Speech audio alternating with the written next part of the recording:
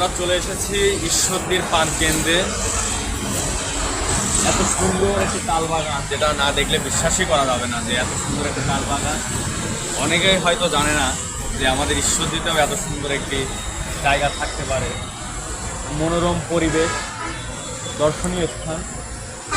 তাল বাগানের এই তাল গাছগুলো মনে হয় যত সম্ভব 100 বছরের পুরাতন, এত বড় বড় গাছ।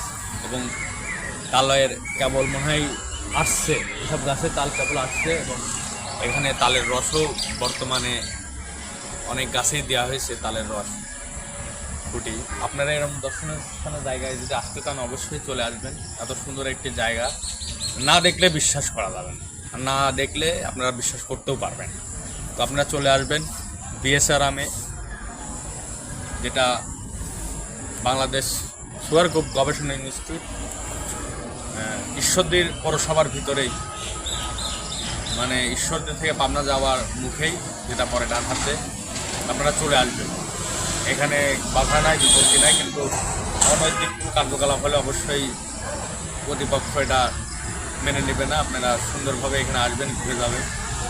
এখানে সুন্দর সুন্দর জায়গা আছে এখানের ভিতরে, পুকুর পাড়, তারপর বিএসআরএমের যে মেন অফিস, সেখানেও ঘোরার মতো অনেক সুন্দর জায়গা আছে। আপনারা আসলে বুঝতে পারবেন।